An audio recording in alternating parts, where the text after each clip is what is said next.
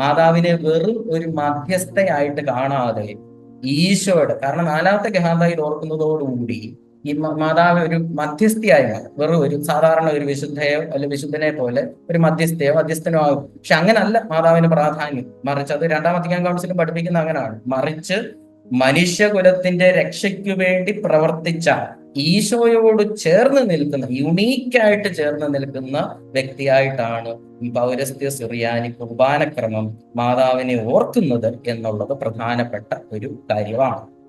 ഇനി നമ്മൾ മാതാവിന്റെ തിരുനാളുകളെ കുറിച്ച് നമ്മൾ ജസ്റ്റ് ഒന്ന് പറഞ്ഞായിരുന്നു.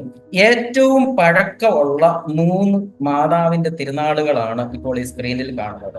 അതിൽ ഏറ്റവും പഴക്കമുള്ളത് ഈ ക്രിസ്മസിനോടനുബന്ധിച്ച ഒരു മാതാവിന്റെ തിരുനാളുണ്ട്. അത് എല്ലാ പാരമ്പര്യത്തിലും ഉണ്ട്. ലത്തീൻ പാരമ്പര്യത്തിലും മലങ്കര പാരമ്പര്യത്തിലും നമ്മുടെ പാരമ്പര്യത്തിലും ഏതൊക്കെ പാരമ്പര്യങ്ങൾ ഈ ലോകത്തുണ്ടോ അവിടെ എല്ലാം ഈ ക്രിസ്മസിനോടനുബന്ധിച്ച്, ഈശോയുടെ ജനന തിരുനാളിനോട് അനുബന്ധിച്ച്, എല്ലാ തിരുനാളിനോടനുബന്ധിച്ച് ഒരു മാതാവിന്റെ തിരുനാളുണ്ട്. നമ്മളെ സംബന്ധിച്ചിടത്തോളം അത് ദനഹായ്ക്ക് തൊട്ട് മുമ്പുള്ള വെള്ളിയാഴ്ചയാണ്. ചില സമയത്ത് പിറവിക്കാലത്ത് 2 വെള്ളിയാഴ്ചകൾ വരും, അല്ലെങ്കിൽ ഒരു വെള്ളിയാഴ്ച വരും. നമ്മളെ സംബന്ധിച്ചിടത്തോളം 2 വെള്ളിയാഴ്ച ഉണ്ടെങ്കിൽ രണ്ടാമത്തെ വെള്ളിയാഴ്ച, ഒരു വെള്ളിയാഴ്ച ഉണ്ടെങ്കിൽ ആ വെള്ളിയാഴ്ചയാണ് ഈ തിരുനാൾ ആഘോഷിക്കുന്നത്.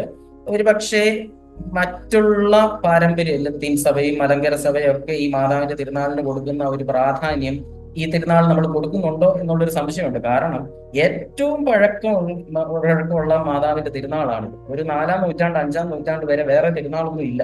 ഈ ഒരൊറ്റ തിരുനാളേ ഉള്ളൂ. അത്രയും പഴക്കവും പാരമ്പര്യമുള്ള ഒരു തിരുനാളാണ് ക്രിസ്മസിനോടനുബന്ധിച്ചിട്ടുള്ള മരിയൻ തിരുനാൾ. രണ്ടാമത്തെ പ്രധാനപ്പെട്ട തിരുനാൾ നമുക്ക് എല്ലാവർക്കും അറിയാം. ഓഗസ്റ്റ് 15 ഈ ശൂനായ എന്നാണ് സുറിയാനിയിൽ പറയുന്നത്, മാതാവിന്റെ സ്വർഗാരോപണ തിരുനാൾ. മൂന്നാമത്തേത് എല്ലാവരും ശ്രദ്ധിച്ചിട്ടുണ്ടോ എന്ന് അറിയത്തില്ല, എന്നാൽ വളരെ പാരമ്പര്യമുള്ള, എനിക്ക് അവസാന സമയം ഉണ്ടെങ്കിൽ ഞാൻ ഇതിനെ കുറിച്ച് വിശദീകരിച്ച് പറയാം. വിളവുകളുടെയും സംരക്ഷകയായിട്ടുള്ള മറിയം എന്ന് പറയുന്ന മെയ് 15 ആഘോഷിക്കുന്ന ഒരു തിരുനാളുണ്ട്. അപ്പം ഈ 3 തിരുനാളുകളാണ് ഈ സുറിയാനി സഭയിൽ എന്നല്ല, ആഗോള സഭയിൽ ഏറ്റവും പഴക്കമുള്ള തിരുനാൾ. ഇനി ഈ കത്തോലിക്ക സഭയ്ക്ക് പരിശുദ്ധ കന്യകാമറിയത്തെ കുറിച്ച് 4 വിശ്വാസ സത്യങ്ങളാണുള്ളത്. 1 ഈ മാതാവിന്റെ മാതൃത്വം, 2 മാതാവിന്റെ കന്യാത്വം, 3 അമലോത്ഭവം, 4 സ്വർഗാരോപണം. ഈ 4 ഡോഗ്മാസ് എന്ന് പറഞ്ഞാൽ വിശ്വാസ സത്യങ്ങൾ. അതൊരു കത്തോലിക്കനാണെങ്കിൽ ഈ 4 കാര്യങ്ങൾ വിശ്വസിച്ചിരിക്കണം. നമുക്ക് ഇഷ്ടമുണ്ടെങ്കിൽ വിശ്വസിച്ചാൽ പോരാ, അത് ഡോഗ്മ എന്ന് പറഞ്ഞാൽ അത് വിശ്വസിക്കേണ്ട കാര്യമാണ്. ഈ 4 കാര്യങ്ങൾ വിശ്വസിക്കണം എന്ന് സഭ പഠിപ്പിക്കുന്ന മാതാവിനെ കുറിച്ചുള്ള 4 കാര്യങ്ങളാണ് മാതൃത്വം, ദൈവമാതൃത്വം, വെർജിനിറ്റി, കന്യാത്വം, ഇമാക്കുലേറ്റ് കൺസെപ്ഷൻ, അമലോത്ഭവം, 4 സ്വർഗാരോപണം. ഇനി നമുക്ക് മാതാവെന്ന് പറയുന്ന ഒരു വ്യക്തിയെ ചരിത്രത്തിൽ ജീവിച്ച ഒരാൾ മാത്രമല്ല പരിശുദ്ധ കന്യകാമറിയം. മറിച്ച് ചരിത്രത്തിന് മുമ്പ്, അതായത് മാതാവിന്റെ ജനനത്തിന് മുമ്പ് മാതാവിനെ കുറിച്ച് ദൈവത്തിന് ഒരു പദ്ധതി, അതായത് ദൈവത്തിന്റെ രക്ഷാകര പദ്ധതിയുടെ തുടക്കത്തിൽ തന്നെ മാതാവിനെ നമുക്ക് കാണാൻ സാധിക്കും എന്നുള്ളതാണ് ഇതിന്റെ ഒരു യാഥാർത്ഥ്യം. അത് ഉൽപ്പത്തി പുസ്തകം 3-ാം അധ്യായം 15-ാം വാക്യത്തിലാണ്. ഉൽപ്പത്തി പുസ്തകം 3-ാം അധ്യായം 15-ാം വാക്യത്തിൽ എന്താണ്? ഒരു രക്ഷാ വാഗ്ദാനമാണ്. നീയും സ്ത്രീയും തമ്മിലും നിന്റെ സന്തതിയും അവളുടെ സന്തതിയും തമ്മിലും ഞാൻ ശത്രുത ഉളവാക്കും, അവൻ നിന്റെ തല തകർക്കും. അവിടെ ഒരു സ്ത്രീയെ നിൽപ്പുള്ളൂ. ശരിക്കും പറഞ്ഞാൽ ആദവും ഹവ്വായും ദൈവവും ഉള്ളു അവിടെ, പിന്നെ സർപ്പമുണ്ട്. ഈ 4 പേരാണ് അവിടെ ഉള്ളത്. അവിടെ നിൽക്കുന്ന സ്ത്രീ എന്ന് പറയുന്നത് ഹവ്വായാണ്. ആ കോണ്ടെക്സ്റ്റിൽ ഇമ്മീഡിയറ്റ് ആൾ എന്ന് പറയുന്നത് ഹവ്വ തന്നെയാണ്. പക്ഷെ അപ്പൊ നമ്മൾ നോക്കേണ്ടത്, നിന്റെ സന്തതി നിന്റെ തല അതായത് അവളുടെ സന്തതി നിന്റെ തല തകർക്കും എന്ന് പറയുന്നുണ്ട്. അപ്പം ഹവ്വായുടെ സന്തതി ആവേലും കായേലും, ഏതായാലും ഇവര് 2 പേരും സർപ്പത്തിന്റെ തല തകർത്തില്ല, സാത്താന്റെ തല തകർത്തില്ല. അപ്പോൾ പിന്നെ നമ്മൾ രക്ഷാരി ചരിത്രത്തിൽ നോക്കുവാണ്, പിന്നെ ആരാണ് സർപ്പത്തിന്റെ തല തകർത്തത്? അവിടെ നമുക്ക് മനസ്സിലാകും ഈശോയാണ് സർപ്പത്തിന്റെ തല തകർത്തത്. അങ്ങനെയെങ്കിൽ നമ്മൾ നോക്കുകയാണ്, അങ്ങനെയാണെങ്കിൽ ഈശോയ്ക്ക് ജന്മം കൊടുത്തത് ആരാണ്? പരിശുദ്ധ കന്യകാമറിയമാണ്. അങ്ങനെയാണ് നമ്മൾ ഒരു കൺക്ലൂഷനിലേക്ക് എത്തുന്നത്. ജനേസിസ്, ഉൽപ്പത്തി പുസ്തകം 3-ാം അധ്യായം 15-ാം വാക്യത്തിൽ പറയുന്ന സ്ത്രീ എന്ന് പറയുന്നത് പരിശുദ്ധ കന്യകാമറിയമാണ്. അതുകൊണ്ടാണ് യോഹന്നാന്റെ സുവിശേഷം 2-ാം അധ്യായം 4-ാം വാക്യത്തില് കാനായിലെ കല്യാണ വിരുന്നിന്റെ സമയത്ത് ഈശോ മാതാവിനെ കയറി അമ്മ എന്ന് വിളിക്കുന്നതിന് പകരം സ്ത്രീ എന്ന് വിളിക്കാൻ കാരണം. ഈ യോഹന്നാന്റെ സുവിശേഷം 2-ാം അധ്യായം 4-ാം വാക്യത്തിൽ കാണുന്ന സ്ത്രീ എന്ന് പറയുന്നത് ഉൽപ്പത്തി പുസ്തകം 3-ാം അധ്യായം 15-ാം വാക്യത്തിൽ കാണുന്ന രക്ഷാകര ചരിത്രത്തിന്റെ ആരംഭത്തിൽ തന്നെ മാതാവിനെ കുറിച്ചുള്ള പ്രവചനത്തിന്റെ അടയാളമാണ്. ഈശോയുടെ പരസ്യ ജീവിതത്തിന്റെ തുടക്കത്തിൽ, ഈശോയുടെ ജീവിതത്തിന്റെ ഏറ്റവും അവസാനം കുരിശിൽ, അവിടെയും ഈശോ മാതാവിനെ വിളിക്കുന്നു, സ്ത്രീ ഇതാ നിന്റെ മകൻ. നോക്കിക്കേ, സർപ്പത്തിന്റെ തല തകർക്കാൻ തുടങ്ങുന്ന ആദ്യത്തെ പ്രവർത്തനത്തിൽ ഈശോ മാതാവിനെ സ്ത്രീ എന്ന് വിളിക്കുന്നു. സർപ്പത്തിന്റെ തല തകർത്ത ഏറ്റവും അവസാനത്തെ പ്രവൃത്തിയിലും ഈശോ മാതാവിനെ സ്ത്രീ എന്ന് വിളിക്കുന്നു എന്നുള്ളതാണ്. അത് വളരെ പ്രധാനപ്പെട്ട ഒരു കാര്യമാണ്. ചിലപ്പം നമ്മൾ നമ്മുടെ പല സ്ഥലങ്ങളിലും മറ്റു ചില വിഭാഗക്കാരൊക്കെ നമ്മൾ പറഞ്ഞു കേട്ടിട്ടുണ്ടായിരിക്കാം, മാതാവിനെ ഈശോ വില കുറച്ച് കണ്ടു എന്നുള്ളത്. വില കുറയ്ക്കുകയല്ല, മറിച്ച് രക്ഷാകര ചരിത്രത്തിൽ വലിയ പ്രാധാന്യമുണ്ട് എന്നുള്ളതാണ് ഈ സ്ത്രീ എന്ന വിളിയിലൂടെ യോഹന്നാൻ സുവിശേഷകൻ നമ്മളോട് പറയുന്നത്. പിന്നെ നമുക്ക് പഴയ നിയമത്തിൽ മാതാവിനെ കാണാൻ സാധിക്കും. അത് യേശയ്യാ പ്രവാചകന്റെ പുസ്തകം 7-ാം അധ്യായം 14-ാം വാക്യത്തിലാണ്. അവിടെ ഒരു കന്യക ഗർഭം ധരിച്ച് ഒരു പുത്രനെ പ്രസവിക്കും, അവന് അമ്മനുവേൽ എന്നറിയപ്പെടുന്നു പറയുന്ന ഭാഗമുണ്ട്. ആ ഭാഗം തന്നെ മത്തായിയുടെ സുവിശേഷം 1-ാം അധ്യായത്തിൽ നമുക്ക് കാണാൻ സാധിക്കും. മത്തായി അതേ സെന്റൻസ് കോട്ട് ചെയ്യുന്നുണ്ട്. അപ്പൊ മാതാവിനെ കുറിച്ചുള്ള ഇതിൻ്റെ അകത്ത് ചെറിയ മറ്റു ചില കാര്യങ്ങളുണ്ട്, വിശദീകരിക്കേണ്ട കാര്യങ്ങളുണ്ട്. പക്ഷെ അതിനുള്ള സമയം ഇല്ലാത്തതിനാല് സ്ത്രീയാണോ, കന്യകയാണോ, യുവതിയാണോ എന്നൊക്കെയുള്ള ചോദ്യങ്ങൾ ഇതിൻ്റെ അകത്തുണ്ട്. പക്ഷെ അതൊന്നും വിശദീകരിക്കാനുള്ള സമയം ഇവിടെ ഇല്ല. പിന്നെ പഴയ നിയമത്തില് ഒത്തിരി സ്ഥലങ്ങളിൽ മാതാവിനെ കുറിച്ചുള്ള സൂചനകളൊക്കെ നമുക്ക് കാണുവാൻ സാധിക്കും. മുന്നോട്ട് പോകുമ്പോഴത്തേക്ക് നമുക്ക് കുറച്ചൊക്കെ കാണാൻ സാധിക്കും. പിന്നെ രക്ഷാകര ചരിത്രത്തിൽ നമുക്ക് കാണാവുന്നത് മാതാവിനെ ദൈവം പ്രത്യേകം തെരഞ്ഞെടുക്കുന്നു എന്നുള്ളതാണ്. പഴയ നിയമത്തിൽ നമുക്ക് കാണാൻ സാധിക്കും, ദൈവത്തിനൊരു പ്രത്യേകതയുണ്ട്. ദൈവം ചിലരെ തെരഞ്ഞെടുക്കും ദൈവത്തിന്റെ രക്ഷാകര പദ്ധതിയിൽ പ്രവർത്തിക്കാൻ വേണ്ടി. അങ്ങനെ ദൈവം പ്രത്യേകം തെരഞ്ഞെടുത്ത ആളാണ് പരിശുദ്ധ കന്യകാമറിയം. അപ്പൊ പരിശുദ്ധ കന്യാമറിയത്തിന്റെ ജനനത്തെ കുറിച്ചൊക്കെ ഈ യാക്കോബിന്റെ സുവിശേഷം എന്ന് പറയുന്ന സുവിശേഷത്തിൽ പറയുന്നുണ്ട്. ഈ ജോവാക്കിനും അന്നയും ഇവർക്ക് പ്രായമായി, വളരെ വിശ്വാസമുള്ള മനുഷ്യരാണ്. പക്ഷേ ഇവർക്ക് പ്രായമായി, അതുകൊണ്ട് ഇവർക്ക് മക്കളൊന്നും ഇല്ലാതെ വിഷമിച്ചിരിക്കുകയാണ്. ഇപ്പം യോവാക്കിന് ഒത്തിരി വിഷമമൊക്കെ ഉണ്ടാവുകയും പിന്നെ ദൈവത്തിന്റെ പ്രത്യേക ഇടപെടലാല് പരിശുദ്ധ കന്യകാമറിയം ജനിക്കുകയും, അപ്പൊ ജനിക്കുന്നതിന് മുമ്പ് മാലാഖ ഈ അന്നയുടെ മുമ്പിൽ പ്രത്യക്ഷപ്പെട്ടിട്ട് നിനക്കൊരു കുട്ടി ജനിക്കുമെന്ന് പറയുമ്പോൾ അന്ന വാഗ്ദാനം ചെയ്യുന്നുണ്ട്, ഈ എനിക്ക് ജനിക്കുന്ന കുട്ടി ആണാണെങ്കിലും പെണ്ണാണെങ്കിലും ഞാൻ ദേവാലയത്തിൽ സമർപ്പിക്കും. അങ്ങനെ മാതാവ് ജനിച്ചപ്പോഴത്തേക്ക് ഹന്ന വാഗ്ദാനം ചെയ്യുകയാണ്, ഞാൻ ഈ കുട്ടിയെ ദേവാലയത്തിൽ സമർപ്പിക്കും. അങ്ങനെ വളരെ രസകരമായിട്ടുള്ള ഒരു കാര്യം ഇതിനകത്ത് പറയുന്നുണ്ട്. ഈ മറിയം നടക്കാൻ പ്രായമായപ്പോൾ അന്ന ജോവാക്കിനോട് പറയുന്നുണ്ട്, ഇവൾ ദേവാലയത്തിന് സമർപ്പിക്കപ്പെട്ടവളാണ്, അതുകൊണ്ട് ഇവളുടെ പാദങ്ങൾ നിലം തൊടാൻ പാടില്ല, അതുകൊണ്ട് ഇവൾക്ക് വേണ്ടി ഒരു കൂടാരം പണിയുക എന്ന് പറയുന്നു. ഇങ്ങനെ വളരെ ഒരു രസകരമായിട്ടുള്ളൊരു സംഭവം. അപ്പൊ യോവാക്കിം മറിയത്തിന് വേണ്ടി ഒരു കൂടാരം പണിയുന്നുണ്ട്. പിന്നെ ഈ ജെറുസലേം ദേവാലയത്തിൽ പോകുന്നിടം വരെ പരിശുദ്ധ കന്യകാമറിയം ഈ കൂടാരത്തിലാണ് വസിക്കുന്നത്. ശരിക്കും പറഞ്ഞാൽ ഈ ഒരു അമലോത്ഭവം, അതായത് കറയില്ലാതെ, അതായത് ഏറ്റവും വിശുദ്ധിയായിട്ട് ഈ ദൈവം മറിയത്തെ പരിരക്ഷിച്ചു എന്ന് പറയുന്ന ആ ഒരു ചിന്തയൊക്കെ ഈ പറയുന്ന യാക്കോബിന്റെ സുവിശേഷത്തിൽ നമുക്ക് കാണാൻ സാധിക്കും. 13-ാം നൂറ്റാണ്ടിൽ ഈ വർദ്ധ എന്ന് പറയുന്ന ഒരു ലിറ്റർജിക്കൽ കളക്ഷൻ, ഹിംസിന്റെ ഒരു കളക്ഷൻ, അതിൻ്റെ അകത്ത് പറയുന്നുണ്ട്, മാതാവിന്റെ പാദങ്ങൾ നിലത്ത് തൊടാതിരിക്കാൻ മാലാഖമാർ അവളുടെ പാദങ്ങൾ ഉയർത്തിപ്പിടിച്ചിരുന്നു, അവളെ ഉയർത്തിപ്പിടിച്ചിരുന്നു എന്ന് പറയുന്ന സംഭവങ്ങളൊക്കെ ഉണ്ട്. അതായത് മാതാവിന് കറയില്ലാതെ ജീവിച്ചു എന്നുള്ളതാണ്. അതിനുശേഷം മാതാവിനെ ദൈവം പ്രത്യേകം വിളിക്കുകയാണ്.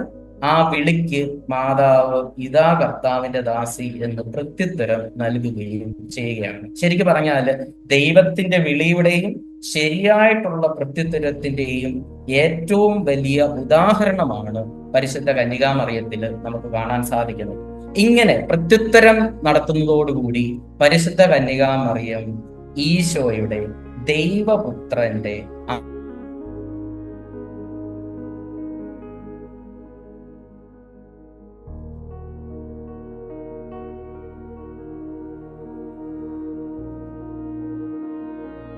സാധിക്കും. ഒന്ന് അത്ഭുത പറുദീസ. നമ്മുടെ യാമപ്രാർത്ഥനയിലൊക്കെ എടുത്ത് നോക്കിയാൽ, മാതാവിന്റെ ഗീതങ്ങൾ ഉള്ളിടത്ത് നോക്കിയാൽ ഈ ബോർഡ് കാണുന്ന വാക്കുകളൊക്കെ നമുക്ക് കാണാൻ സാധിക്കും. അത്ഭുത പറുദീസ, വാഗ്ദാന പേടകം, സക്രാരി, കൊട്ടാരം, ത്രോണ്, സിംഹാസനം എന്നൊക്കെ മാതാവിനെ വിളിക്കുന്നതായിട്ട് കാണാൻ സാധിക്കും. ഇതൊക്കെ വിളിക്കുന്നത് രാജാവായിട്ടുള്ള ഈശോയുടെ അമ്മയാണ് പരിശുദ്ധ കന്യകാമറിയം എന്ന് സൂചിപ്പിക്കുക. നമുക്ക് ഒന്ന് രണ്ടെണ്ണം കാണാം. പരിശുദ്ധ കന്യകാമറിയത്തെ അത്ഭുത പറുദീസ എന്ന് വിളിക്കുന്നുണ്ട്. അത്ഭുത പറുദീസ എന്ന് വിളിക്കുന്നുണ്ട്. എന്തുകൊണ്ടാണ് പരിശുദ്ധ കന്യകാമറിയത്തെ അത്ഭുത പറുദീസ എന്ന് വിളിക്കുന്നത്? കാരണം പറുദീസായിൽ, പഴയ എന്ന് പറഞ്ഞാൽ ആദത്തിന്റെ ഹവ്വായുടെ പറുദീസായിൽ ഒരു വൃക്ഷം ഉണ്ടായിരുന്നു. ആദവും ഹവ്വായും കാണാതെ പോയെന്ന് പറഞ്ഞാൽ കണ്ടില്ല, അവർ കാണാഞ്ഞ ഒരു വൃക്ഷമാണ്, ജീവന്റെ വൃക്ഷം. പുതിയ നിയമത്തില് ജീവന്റെ വൃക്ഷം എന്ന് പറയുന്നത് ഈശോയാണ്. പുതിയ നിയമത്തിലെ ജീവന്റെ വൃക്ഷം ഈശോയാണ്.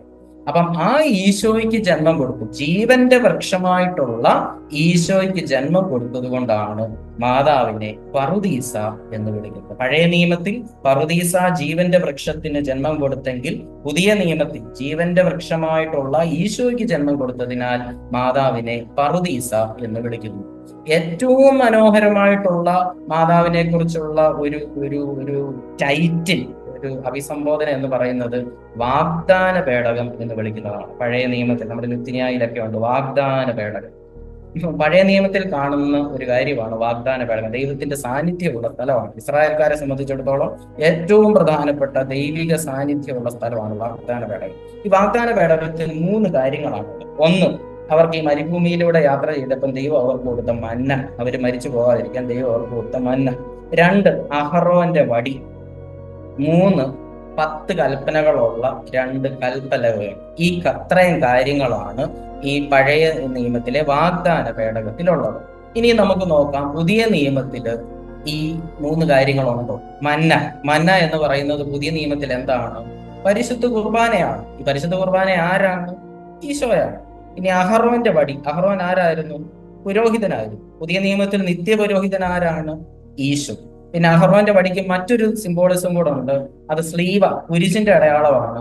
പുതിയ നിയമത്തിൽ സ്ലീവ ആരാണ്? ഈശോയാണ്. ഇനി ടാബ്ലറ്റ്സ്, കൽപ്പലകളുണ്ടല്ലോ. പുതിയ നിയമത്തിൽ നിയമത്തിന്റെ പൂർത്തീകരണം ആരാണ്? ഈശോയാണ്. പുതിയ നിയമത്തിൽ വചനം ആരാണ്? ഈശോയാണ്. അങ്ങനെ നോക്കുമ്പോൾ പരിശുദ്ധ കുർബാനയായിട്ടുള്ള ഈശോയ്ക്ക് ജന്മം കൊടുത്തതിനാൽ, നിത്യപുരോഹിതനായിട്ടുള്ള ഈശോയ്ക്ക് ജന്മം കൊടുത്തതിനാൽ, സ്ലീവായിട്ടുള്ള ഈശോയ്ക്ക് ജന്മം കൊടുത്തതിനാൽ, നിയമത്തിന്റെ പൂർത്തീകരണമായിട്ടുള്ള ഈശോയ്ക്ക് ജന്മം കൊടുത്തതിനാൽ മാതാവിനെ വാഗ്ദാന പേടകം എന്ന് വിളിക്കുന്നത് എത്രയോ സുന്ദരമാണ്. ഇതിനെക്കാട്ടിലും മനോഹരമായിട്ടുള്ള ഒരു കാര്യമുണ്ട്. ഈ വാഗ്ദാന പേടകത്തിന്റെ മുകളിൽ ദൈവത്തിന്റെ മേഘം ആവസിച്ചിരുന്നു എന്ന് പറയുന്നുണ്ട്. ഓവർ ഷാഡോഡ് എന്ന് പറയുന്ന വാക്കാണ് ആവസിച്ചിരുന്നു. അതേ വാക്കാണ് ലൂക്കായുടെ സുവിശേഷത്തില് പരിശുദ്ധ കന്യകാമറിയത്തിന്റെ മേൽ ദൈവത്തിന്റെ ശക്തി, പരിശുദ്ധാത്മ ശക്തി ആവസിച്ചു, ഓവർ ഷാഡോ എന്ന് പറയുന്നു. ആ രീതിയിലും മാതാവിനെ പരിശുദ്ധ വാഗ്ദാന പേടകം എന്ന് വിളിക്കാൻ വളരെ സുന്ദരമായി. മറ്റൊരു കാര്യം, ജേക്കബ് സെറു എന്ന് പറയുന്ന ഒരു സുറിയാനി പിതാവുണ്ട്. സുറിയാനി പിതാവ് ഈ ദാവീദിനെ ബന്ധപ്പെടുത്തി ഒരു സംഭവം പറയുന്നു. ദാവീദ് ഈ വാഗ്ദാന പേടകം ജെറുസലേം ജെറുസലേമിലെ പട്ടണത്തിലേക്ക് വരുവാണ്. അപ്പൊ ദാവീദ് മട്ടുപ്പാവിൽ നിന്ന് ഓടി വന്നു വാഗ്ദാന പേടകത്തെ കണ്ടപ്പോഴത്തേക്ക് അതിന്റെ മുമ്പിൽ വന്നു നൃത്തം ചെയ്യുന്നു, ഡാൻസ് കളിക്കുന്നതായിട്ട് നമുക്ക് കാണുന്നുണ്ട്. ഇതിനെ ഈ ജേക്കബ് സെറു വാഗ്ദാന പേടകത്തിന്റെ സാന്നിധ്യം അറിഞ്ഞപ്പോൾ അവളുടെ ഉദരത്തിൽ തുള്ളിച്ചാടി. ദാവീദ് നൃത്തം ചെയ്തതുപോലെ സ്നാപകയോഹന്നാൻ തുള്ളിച്ചാടി എന്ന് പറയുന്ന ഒരു വ്യാഖ്യാനം, സുന്ദരമായിട്ടുള്ള ഒരു വ്യാഖ്യാനം നമുക്ക് കാണാൻ സാധിക്കും. പിന്നെ മാതാവിന്റെ കന്യാത്വത്തെ സൂചിപ്പിക്കുന്ന കുറച്ച് വാക്കുകളുണ്ട്. അതായത് ഈ മുൾപ്പടർപ്പ്, കത്തുന്ന മുൾപ്പടർപ്പ് എന്ന് വിളിക്കാറുണ്ട്. മാതാവിനെ ഭൂമി എന്ന് വിളിക്കാറുണ്ട്. മാതാവിനെ അടഞ്ഞ വാതിൽ എന്ന് വിളിക്കാറുണ്ട്. ഈ ഗിദയോന്റെ കമ്പിളി വസ്ത്രം എന്ന് വിളിക്കാറുണ്ട്. അതിൽ 1-2 പറയാം. മാതാവിനെ മുൾപ്പടർപ്പ്, നമ്മുടെ യാമപ്രാർത്ഥനയിലൊക്കെ കാണുന്ന, നമ്മുടെ ഗീതങ്ങളിൽ കാണുന്ന ഒരു പ്രധാനപ്പെട്ട ഒരു ആശയമാണ് മുൾപ്പടർപ്പ് എന്ന് പറയും. ഈ മുൾപ്പടർപ്പ് എന്ന് പറയാൻ കാരണം എന്താണെന്ന് വെച്ചാൽ, ആ മോശ കണ്ട മുൾപ്പടർപ്പാണ്, പുറപ്പാട് പുസ്തകത്തിലുള്ളതാണ്. ആ മുൾപ്പടർപ്പിന്റെ പ്രത്യേകത എന്താണ്? തീ ജ്വലിക്കുന്നുണ്ട്, പക്ഷെ ആ മുൾപ്പടർപ്പ് കത്തിപ്പോകുന്നില്ല. ഇത് തന്നെയാണ് മാതാവിന് ഈശോയാകുന്ന തീ. എഫ്രൈം പിതാവൊക്കെ മാതാവിനെ വിളിക്കുന്നത്, മാതാവിനെ വിളിക്കുന്ന, ഈശോയെ വിളിക്കുന്നത് ഫയർ എന്നാണ്, തീ എന്നാണ് വിളിക്കുന്നത്. അപ്പം ഈശോയാകുന്ന ഫയർ മാതാവിന്റെ ഉദരത്തിൽ വരുമ്പോഴും ആ പഴയ നിയമത്തിലെ മുൾപ്പടർപ്പ് കത്തിപ്പോകാത്തത് പോലെ മാതാവിന്റെ കന്യാത്വം ഇല്ലാതാകുന്നില്ല എന്ന് ഈ പിതാക്കന്മാർ പഠിപ്പിക്കുന്നു. പഴയ നിയമത്തിലെ മുൾപ്പടർപ്പ്